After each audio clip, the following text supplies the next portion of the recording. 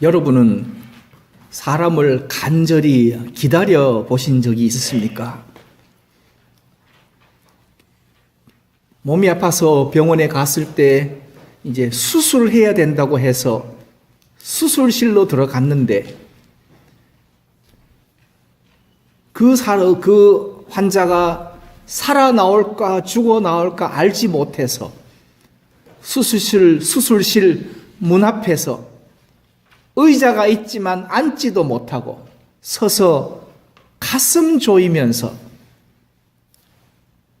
잘 수술되기를 간절히 기다리는 마음을 우리는 헤아릴 수 있습니다. 주님을 기다린다는 것은 어떤 마음일까를 생각해 봅니다. 주님을 기다린다는 것이 어떤 것일까?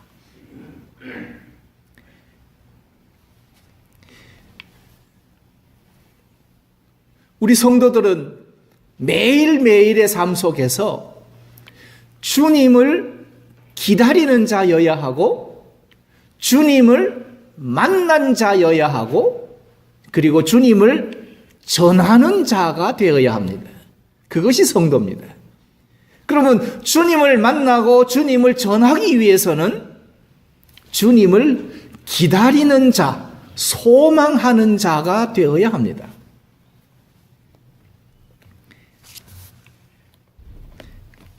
우리 사회를 보면 특히 우리 교회를 보면 점점 흥해야 되는데 점점 쇠하고 잘 돼야 되는데 잘 되지 못하는 안타까움이 있습니다.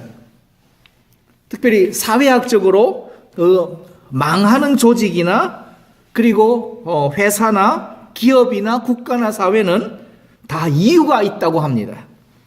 특별히 망하는 조직의 특징 가운데서 세 가지를 우리가 이야기해 보면 첫째가 소통이 자유롭지 못한 조직은 쉽게 망하더라는 겁니다.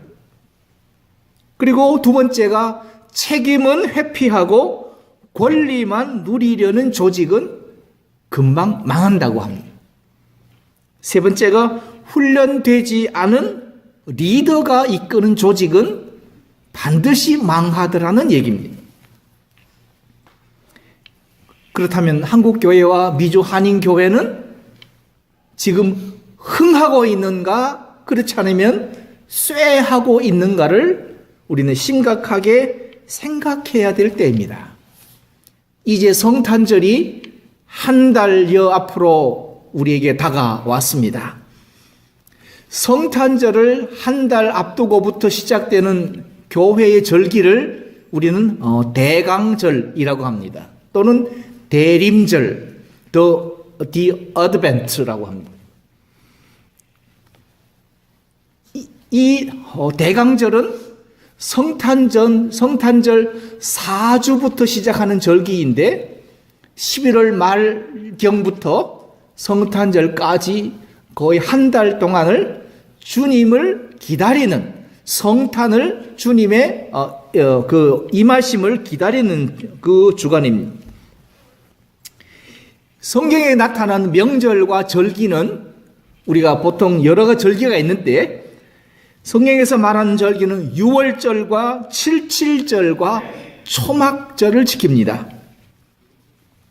오늘 우리식으로 말하면 부활절 또는 이렇게 추수감사절 이렇게 성령 강림절 이렇게 지키듯이 성경이 말하는 절기는 유월절과 칠칠절과 초막절입니다. 이 절기에 담긴 의미는 이스라엘 백성이 애굽에서의 출애굽과 그리고 광야 생활을 하나님과 함께 했던 시간들을 기억하며 메시아를 기다리는 절기가 이 절기들입니다. 이 절기들에게는 반드시 종되었던 애굽에서의 출애굽이 있어야 되고 그리고 광야가 있어야 되고 그리고 하나님과 함께 했던 시간들이 있어야 합니다. 이것을 다 우리가 경험하고 그리고 메시아를 기다리라는 것이 절기입니다. 그렇다면 우리 오늘날 성도라고 한다면 죄인된 나를 예수님의 십자가의 보혈로 나를 구속해 주시고 하나님 자녀 삼아 주시고 성령을 부어 주셔서 하나님을 아바 아버지라 부르고 한 주간 동안 세상에 살면서 성도로 살 수 있도록 인도해 주신 그 은혜를 감사하며 예배하는 것이 절기란 말입니다. 그렇기 때문에 이 절기와 절기들은 소망과 인내로서 주님을 기다리는 종말론적인 시간입니다. 종말론적인 절기입니다.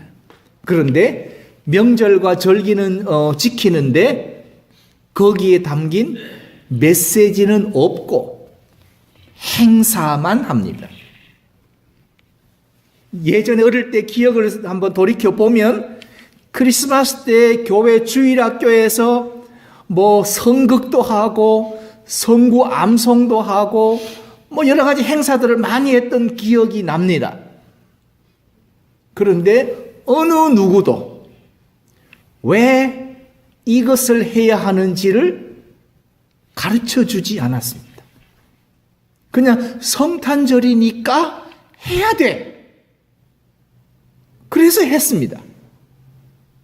암송하라니까 했습니다. 성극을 하라니까 마리아 역할을 하고 그리고 요셉 역할도 하고 그리고 천사들 역할도 하고 그리고 목자 역할도 했습니다. 왜 해야 하는지 이유를 가르쳐 주지 않았습니다. 성탄절이니까 해야 된다고만 했습니다. 그 예수가 나를 구속한 예수요. 그 예수를 내가 기다려야 하고 그 예수가 다시 오실 재림주라는 것을 성탄절을 준비하는 과정에서 아무도 가르쳐 주지 않았습니다. 그래서 성경 암송은 잘했고 성극은 멋지게 했습니다. 박수가 나왔습니다. 잘했다는 칭찬을 들었습니다. 그런데 왜 해야 되는지를 몰랐습니다.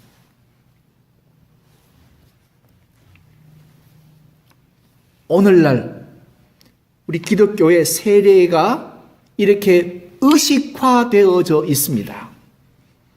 침례교는 조금 이제 다르게 침례를 행한다고 하지만 대부분의 우리 장로교회들은 그저 성례식을 하면서 세례를 줍니다. 세례를 받는다는 것은 내가 죽었다가 내가 다시 사는 겁니다. 내가 죽어지지 않고는 내가 살 수가 없습니다. 그런데 요즘 세례식 하는 걸 보면 죽지 않은 사람들이 세례를 받고 세례 받았다고 하고 그렇게 다닙니다. 죽어야 하는데 죽지 않습니다. 그렇게 세례는 의식화되고 성례만 행하게 됩니다. 그나마 침례교는 물속에 풍덩 들어갔다가 나오니까 좀 죽었다가 산 것 같은 그 기분, 잠시의 기분만 남아 있습니다. 결국은 똑같습니다. 명절과 절기가 있는데 세례와 성찬이 있고 성례가 있는데 메시지는 없고 의식과 행사만 남았다라는 겁니다. 그래서 예수님의 십자가 고난을 기념하는 6월절에는 회개의 열매를 하나님께 드려야 합니다. 성령 강림을 나타내는 77전에는 성령의 열매로 영광 돌려야 합니다. 그리고 그리스도의 통치를 상징하는 초막절, 오늘날로 말하면 추수감사절에는 돈 몇 푼이 아니라 달란트의 열매로 하나님 앞에 가지고 나와서 영광 돌려드려야 하는 것이 명절과 절기에 담겨 있는 메시지입니다. 우리 각 사람에게 은사를 주시고 은혜를 주시고 그리고 재능을 주셨다면 그 재능으로 탤런트로 하나님 앞에 열매로 예배드리려 하는 것이 초막절, 추수감사절입니다. 그런데 그런 메시지가 없이 행사만 집중했습니다. 결과적으로 부모 세대에서 자녀 세대로 신앙이 계대가 이어지지 않습니다. 이것이 결국은 부모가 하나님을 떠나니 자녀도 하나님을 떠나는 것이 되고 말았습니다. 내 믿음의 열매를 내 인생으로 자꾸만 드리려고 합니다. 그러나 내 인생의 믿음의 열매는 내 자녀의 열매로 드려야 합니다. 내 자녀의 열매로. 이게 한국 교회가 지금 막혀 있는 큰 걸림돌 중에 하나입니다. 열심히 하고 잘 믿는 내 믿음만 얘기합니다. 그게 아니라 내가 잘 믿었다면, 그리고 내 자녀를 잘 가르쳤다면 내 자녀들의 훌륭한 믿음으로 그 열매로 하나님께 영광 돌려드리는 게 우리의 믿음이어야 합니다. 대강절은 이렇게 1년에 한 번씩 주님을 기다리는 절기입니다. 즉 도착하다 그리고 오다 라는 뜻을 가진 라틴어 어드벤트에서 온 말인데 예수님의 오심을 기다리는 시간들이라고 할 수 있습니다. 그렇다면 오늘날에는 예수님의 초림을 기뻐하고 축하하고 기념하면서 동시에 주님의 재림을 사모하고 준비하며 기다리는 자세를 새롭게 하는 것이 절기여야 합니다. 그런데 오늘날 성탄절을 제일 먼저 알리는 것은 교회가 아니라 백화점과 상가들이 먼저 알립니다. 심지어 교회조차도 왜 성탄절 행사를 해야 하는지 근본적인 질문을 던지지 못하고 있습니다. 심각한 예가 구세군 자선 낭비에 그 나와서 종을 흔들어 줄 사람이 없어서 sfkorean.com에 파타임 사람을 구한다고 시간당 12불인가 준다고 사람을 구한다는 구인 광고가 나왔습니다. 뭔가 봤더니 구세군 자선 낭비에 오전 2시간, 오후 2시간 종 흔들 사람을 찾는다는 겁니다. 이게 오늘의 교회의 모습입니다. 그걸 봉사할 사람이 없습니다. 시간당 얼마를 주고 사람을 데리고 와야 그걸 겨우 한다고 합니다. 이런 현상들이 우리를 슬프게 하고 있는 이 시대에 오늘 성경에 나오는 안나라는 여선지자는 일생 동안 평생을 주님을 기다리던 여선지자였다면 어떤 믿음이었을까를 살피는 것은 너무나 당연합니다. 여선지자 안나의 이름은 구약 성경에 나오는 한나의 헬라식 발음이 안나입니다. 그래서 은총이라는 뜻을 가지고 있고요. 아셀 지파 그리고 바누엘의 딸입니다. 그리고 이 여인은 결혼한 지 7년 만에 그저 과부가 되었습니다. 그리고 84년 동안 과부된 채로 살았습니다.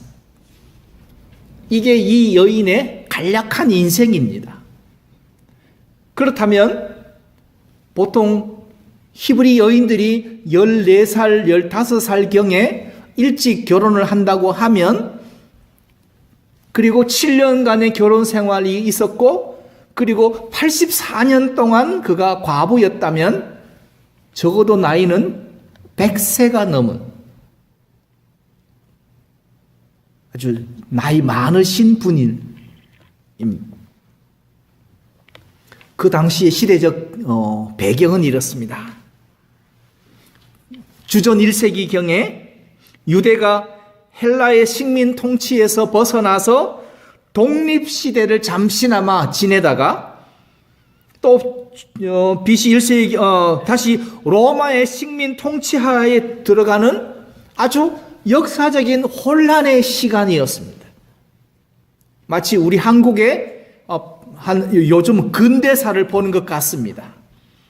조선시대를 지나서 일본 식민시대를 거치다가 또 8.15 광복을 맞다가 제2차 세계대전을 겪고, 그리고 6.25 사변을 겪고, 그리고 4.19 혁명에 5.16 혁명에 4.19에 12.12 사태, 한국 근대사도 우여곡절이 너무나 많은 우리나라와 비슷한 역사적인 혼란기 시대를 살았습니다. 암울한 정치적, 종교적 현실 때문에 유대인들 사이에 이 시대는 희망이 없다. 요즘 한국의 그 젊은이들이 말하는 걸로 쓰면 이번 생은 망했다. 이번 생은 망했다. 그러니 차라리 메시아가 빨리 오시면 좋겠다. 라고 하는 메시아 대망 사상이 아주 융성하던 시기였습니다. 유대인이 기대하는 메시아는 우리를 죄에서 구원하실 메시아가 아니라 로마의 식민지로부터 우리를 해방시켜줄 정치적인 메시아를 기대했습니다.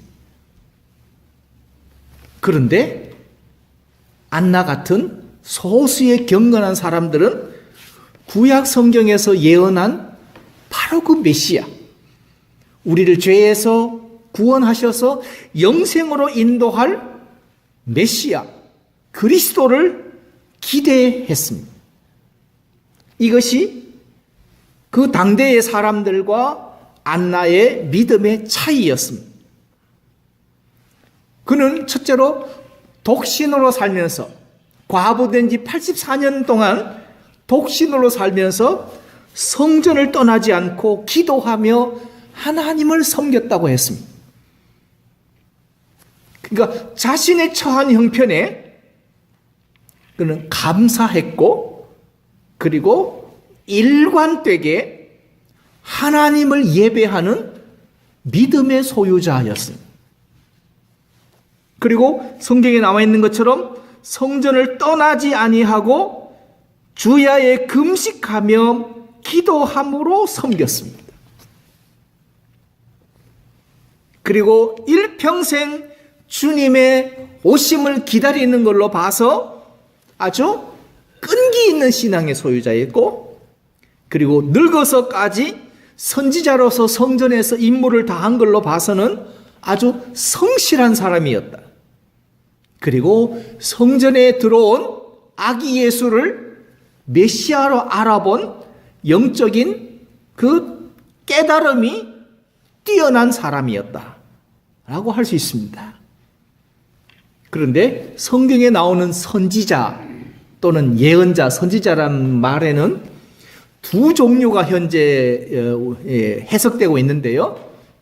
첫 번째 교회들이 해석하는 것은 foretelling, 영어 스펠링이 F-O-R-E, telling, foretelling. 이 말은 내일 일을 미리 말하는 사람으로 해석하는 경향이 많습니다. 이 말은 쉽게 말하면 장래 일을 말한다라고 얘기할 수 있습니다. 이게 한국 기독교 안에서는 예수 점쟁이가 돼서 교회를 망치는 일이 됐습니다. 왜냐하면 해석을 foretelling, 내일 일을, 장래 일을 미리 말한다고 해석했기 때문에 예수 점쟁이가 만들어졌습니다. 대부분의 기도 좀 한다는 권사들이 좀 내가 기도해 줄게 하고는 내가 기도해 보니까 하나님이 이리 하라고 그렇게 했어. 자기가 마치 장래 일을 예수 점쟁이가 말하듯이 말하는 경향이 아주 심각합니다. 저는 이걸 예수 점쟁이라고 이름을 정했습니다. 그러나 또 하나가 있는데 선지자의 개념 가운데 두 번째는 forthtelling. foretelling이 아니라 forthtelling이라면 이것은 앞장서서 말하는 사람. 앞장서서. 즉 말과 행실이 일치하는 사람. 그리고 백성들 앞에 서서 앞장서서 말하는 것이 선지자라는 해석인데, 여러분은 두 종류의 선지자 해석 가운데 어느 해석이 성경적이라고 생각하십니까?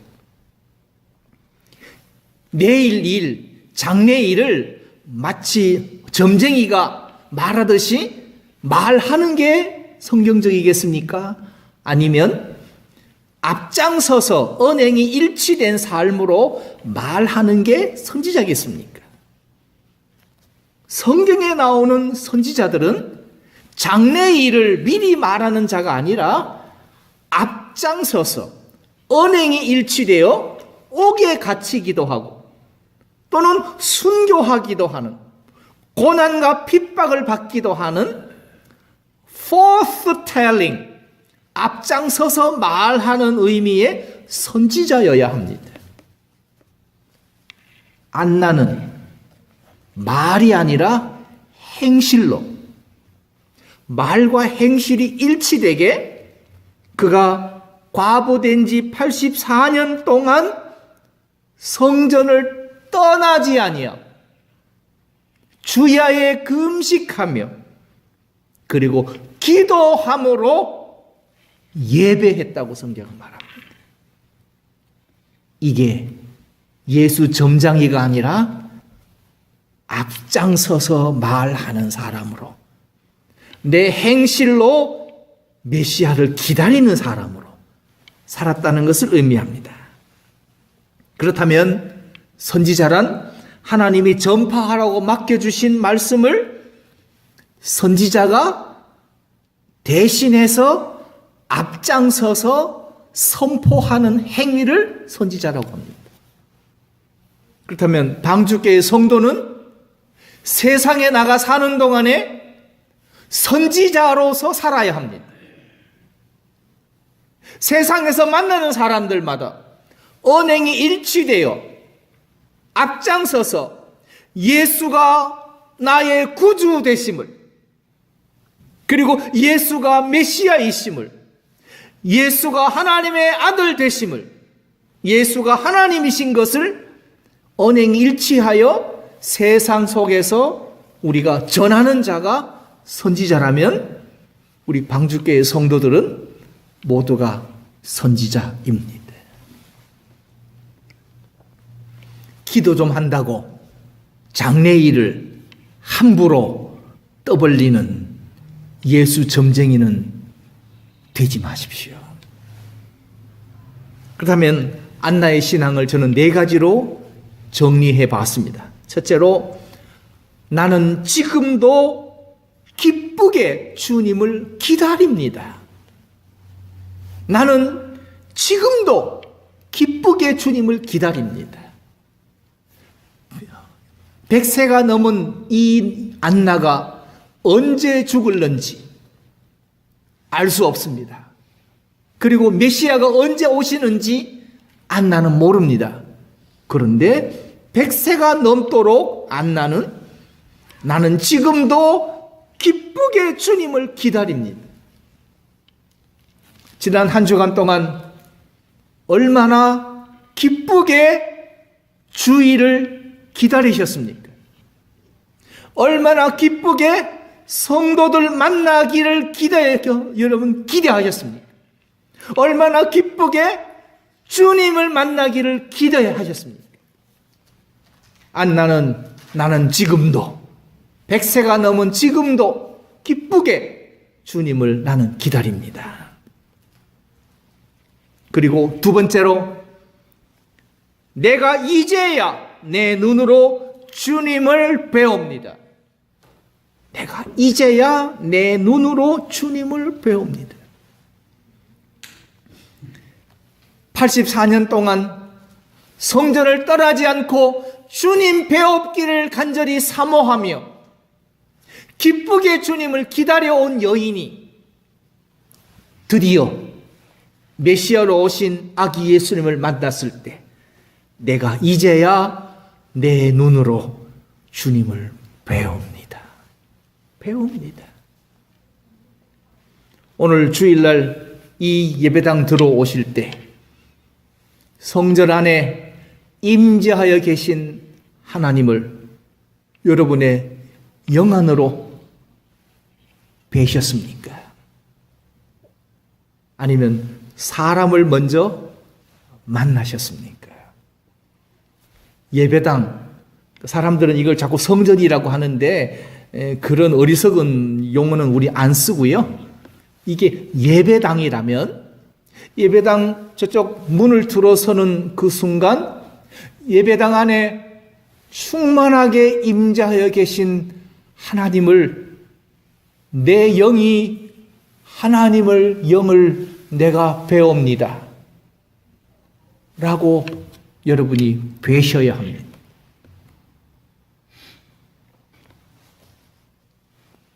평생 동안 헌신과 인내로 주님의 강림을 대망한 안나는 결국 메시아를 만나는 영광을 얻습니다. 그렇습니다.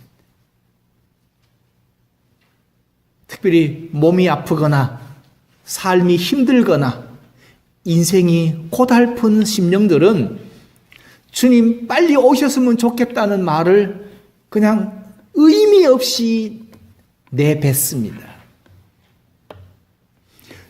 정말로 주님이 지금 임재림하신다면 우리의 행한 대로 심판하신다면 그 심판대 앞에 저부터 설 텐데 저를 세워놓으시고 칭찬하실런지 아니면 이 악하고 못나고 게으른 종이라고 책망하실런지 여러분은 모르지만 저는 압니다. 나는 압니다. 마찬가지로 여러분도 여러분 자신은 압니다. 심판대에서 이 약하고 게으른 종아, 이 약하고 나쁜 종아 책망 들을까 봐 저는 지금도 조바심이 납니다. 칭찬 듣고 싶은데 상급 받고 싶은데 행한 것이 너무 보잘것없고 살아온 것이 너무나 더럽고 추해서 주님 한 번만 더 기회를 주신다면 제게 시간을 조금만 더 주신다면 제가 다시 한번 제가 충성해 보겠습니다 하는 간절함이 제게도 있습니다.